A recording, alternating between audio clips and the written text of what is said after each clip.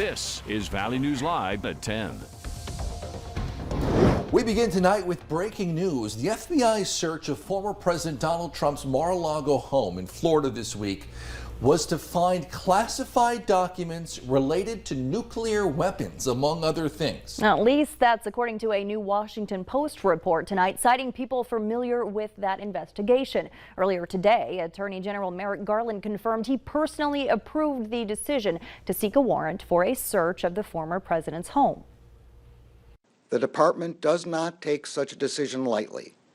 Where possible, it is standard practice to seek less intrusive means. President Trump has not put out a statement since tonight's report. With back to school right around the corner, some students in Moorhead may soon be walking a long distance to class. The school board held a special meeting today to talk about the change to bus routes due to a lack of drivers. They voted to only allow students who live more than 2 miles from a middle or high school to bus to class. So what does that mean for students who live just a little bit closer? Valley News Team's Alex Larson put on her walking shoes and gives us a look. With the recent change in bus routes to the Moorhead Public School District, I'm going to be walking from a neighborhood near Moorhead High School, 1.7 miles away from Horizon Middle School, to see just how long and dangerous this walk is. Using some natural boundaries where we can kind of chunk off neighborhoods at a time, and that'll give a few more students rides. One of the biggest concerns is the safety of students crossing the street at Ridgewood and 34th Street, where there are 4 lanes at 40 miles per hour. Parents I spoke with say this road will only get more dangerous as winter comes. And it has no designated crossing, so we'll create one. They have some striping, the city has some striping to do, so they're just going to add this in and then add PED signs, school PED crossing signs. The board says the plan is to hire crossing guards and purchase signs to place during the AM and PMs of school crossing times. And the exact layout will be determined by a city traffic engineer. They say this will happen immediately. We won't leave them out there because people will just tag them, and we'll have to replace them every 3 days. But plus, they'll become white noise if we leave them out there all the time. The board says this is not what they want to do for the whole school year. And they're hoping to hire more bus drivers so they can collapse the 2-mile radius back to 1 mile for students. Today, we're on the +1 for potential new hires, but yesterday we were +2, and then we went back to +1 because I just showed you how dynamic the hiring in the work industry is right now. That person who was a potential new hire yesterday took another job today. But for now, this is the best they can do. So we won't have the capacity to haul those students. It took me over 43 minutes and over 4,000 steps to get to Horizon Middle School. Reporting from Moorhead, Alex Larson, Valley News Live. The board also says they're looking for interest in a before-school program to help families who have lost transportation for their students and need to drop them off earlier.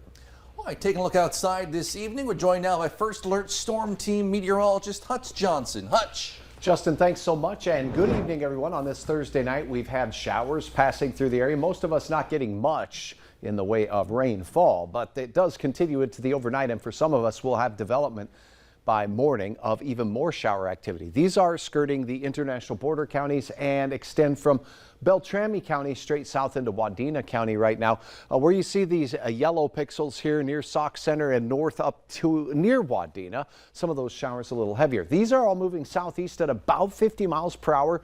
So because they're moving so quickly, we don't expect much in the way of rainfall from them. Also, some Roseau County showers here in the yellows, heavier, moving into northern parts of Marshall County, Minnesota, northwestern reaches of Beltrami County. There near the Red Lakes area, we'll see these heavier showers push through. These could yield upwards of 1/10 or so of an inch of rain, and these extend west out into northeast North Dakota. So Langdon, Walhalla, all the way out towards the Cavalier area, seeing some showers. These are not moving south at 52 miles per hour, but southeast. So we'll keep our eyes on that. We'll have more details on the chance of overnight development of showers here in a minute. But right now, uniform temperatures either side of 70 degrees, and our trend will be for cooling temperatures. But look at this. More rain from these clouds and a better chance of some overnight thunder and shower activity. And Fargo will have details on that and a look ahead toward the weekend here in just a moment. Sounds good. Thanks, Hutch. While this weekend's 3 overdose deaths are an extreme example, local leaders say drugs are a growing problem in the area. Last year, Fargo-Cass Public Health Harm Reduction Center reported more than 6,000 doses of Narcan were distributed. There were 459 opioid overdoses. Local advocates say drug addiction is tough to break. There was over 100,000 deaths last year due to overdoses, and I know over 20 of them, and I know that they're not just a number. They're mothers, wives, brothers, sisters, and it affects people, it hurts people, and you're not just affecting yourself, you're affecting the ones around you. Click this story on your VNL News app for information about available resources to help. The man who was involved in last week's armed standoff with police in Jamestown is now facing formal charges. Kevin Garnica was booked into the Stutsman County Jail on charges of terrorizing, preventing arrest, possession of meth, and felony restraint. Police say a woman escaped a home where she had been held against her will by Garnica. He then barricaded himself inside for several hours. Nearby homes and a daycare had to be evacuated. Here now is a live look at the Sturgis Bike Rally, still going strong in South Dakota. Police there say, though, along with all the bikers, they've been seeing a big increase in human trafficking and drug possession charges compared to last year. However, they say most of the drug possession misdemeanors are due to marijuana possession, involving people from other states where it had been legalized. Meanwhile, in Minnesota, the State Fair Police Department is worried it may not have enough officers to keep the fair safe after missing their recruitment goal. The Ramsey County Sheriff's Office now kicking in up to 40 deputies per day, along with up to 30 state troopers to help. The fair kicks off in 2 weeks. New tonight, the candidates for Minnesota governor say their work starts now. Carolyn Cummings caught up with them as the general election campaign begins. Even before it became official, the governor's race between Walz and Jensen was already heating up. This job entails more than admiring a problem. In their first debate at Minnesota's Farm Fest last week, focusing on rural issues, Jensen used his closing statement to hit Walz on public safety. And we know this is a problem. We got to enforce the law. Got to. Jensen says it's one of the key issues defining the race as the general election campaign truly begins, and it's one he'll hammer home any chance he gets. At some level, the buck has to stop somewhere, and I would submit that when the entire state of Minnesota is at risk and there's a poison of lawlessness that's expanded over our state, the buck stops at the governor's desk. The increases of crime are simply unacceptable. Governor Tim Walz on Thursday highlighted the state's efforts to crack down on crime. State Patrol and the BCA working to stem violence in the Twin Cities. He pushed back on his challenger's criticism and blamed the legislature for not passing a public safety package. I think Minnesotans aren't really interested in hearing about the politics of that. These folks back here are non-political. They don't give a damn who's standing in this spot unless that person is there making sure that they have the resources and the mission necessary to reduce crime. Meanwhile, Walz and Democrats believe Minnesotans will be motivated by the overturning of Roe versus Wade and the future of abortion rights in the state. Access here protected by the state constitution.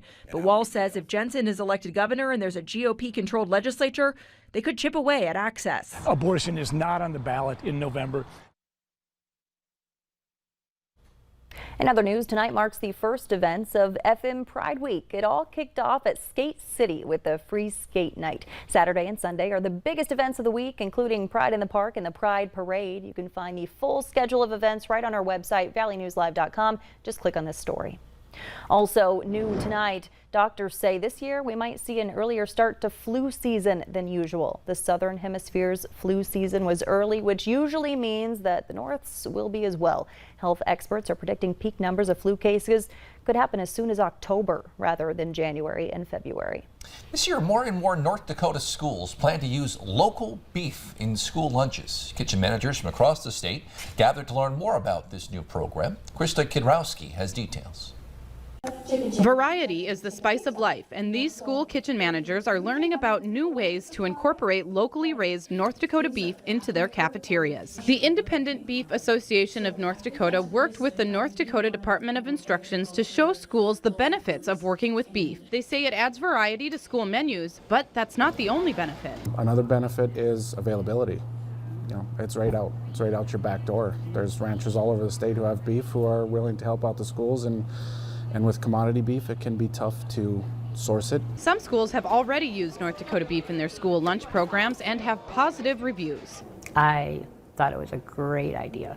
Less fat, and I thought, and the flavor was totally different.